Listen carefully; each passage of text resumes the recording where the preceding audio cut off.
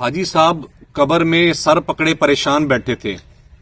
دو فرشتے حاضر ہوئے. انہوں نے کہا کہ حاجی بلند اقبال اوکاڑا شوگر مل والے. حاجی صاحب نے کہا آہو آہو میں ہی ہوں. فرشتوں نے کہا کہ حاجی صاحب آپ کا حساب کتاب لینا ہے. حاجی صاحب نے کہا دو فرشتے میرا حساب کتاب لے گئے ہیں, پورا حساب کتاب نکلا ہے. فرشتوں نے کہا حاجی صاحب نہیں, اس حساب کتاب کے مطابق آپ کا کام پورا نہیں ہو رہا.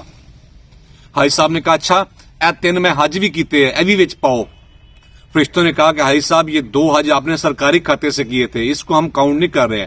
تیسرا حج آپ نے کیا تو اپنے کھاتے سے تھا, لیکن آپ نے صرف اس میں طواف کیا تھا اور پورا مہینہ آپ صرف کمرے میں سوئے رہے تھے. یہاں تک کہ آپ نے جو کنکر مارے تھے شیطان کو, وہ بھی آپ نے انتہائی پولے پولے مارے تھے, کیونکہ آپ کا اسے یارانہ بہت زیادہ تھا. حاجی صاحب پریشان ہوئے کہ اچھا ہون کی ہوئے گا. حاجی صاحب نے فرشتوں سے پوچھا. فرشتوں نے کہا کہ حاجی صاحب آپ کے پاس کوئی روزے ہیں روزے؟ حاجی صاحب نے کہا ہاں ہاں میرے پاس پورے 1200 روزے ہیں, 40 سال پورے روزے رکھے ہیں.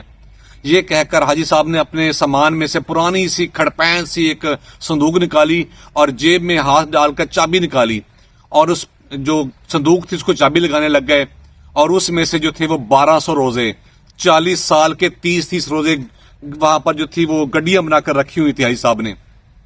یہ کہہ کر فرشتوں نے کہا کہ اپنا حاجی صاحب تسی اپنے روزے ذرا سیدھے میدھے کرو, ہم ذرا اگلی 2 قبروں سے حساب لے کر واپس آتے ہیں, اور اس میں سے اگر آپ کا ایک بھی روزہ بالکل بہترین اور صاف ستھرا نکل آیا تو آپ کا کام پار ہو جائے گا.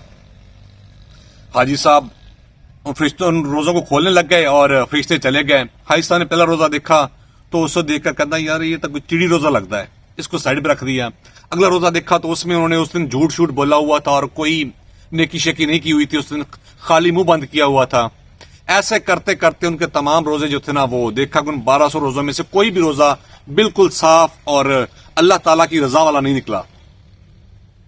حاجی صاحب تھک کر کے بیٹھ گئے. اتنی دیر میں فرشتے واپس آئے. انہوں نے کہا جی حاجی صاحب سناؤ. حاجی صاحب پہلے پریشان, انہوں نے کہا جناب کوئی روزہ میرا ٹھیک کوئی نہیں ہے گا, لے چلو مینو جتھے تسی لے کے آنا دوزخ سٹ دو اور مینو پریشانی نہ دو.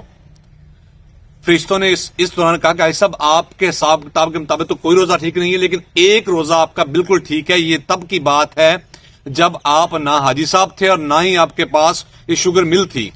تب آپ نے خدا کی رضا کے لیے آپ کے پاس تھی بھی غربت, اور آپ نے کچھ روزہ داروں کو روزہ افطار کروایا تھا بالکل خدا کی نیت سے. آپ کو وہ یاد بھی نہیں ہے, لیکن اللہ تعالیٰ کے پاس وہ حساب پڑا ہوا تھا, اس وجہ سے آپ کی بخشش ہو رہی ہے. تو اس کتنا کہہ کر ان فرشتوں نے جنت کی کھڑکی کھول دی, اور حاجی صاحب جو کہ شدید زندگی میں پریشان تھے اور اعمال کے حساب سے پورے نہیں نکلتے تھے, وہ جنت میں چلے گئے.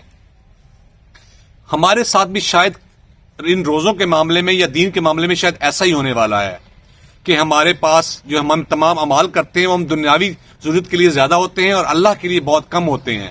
ہمارے ساتھ بھی کہیں ایسا نہ ہو کہ قیامت والے دن اللہ تعالیٰ ہمارے اعمال کو ایک طرف رکھے, ہمارے اعمال روزے ٹوپیاں مسجدیں اور ہماری داڑھیوں کو ایک طرف رکھتے اور کہے کہ ان کی نیتوں کو تولو.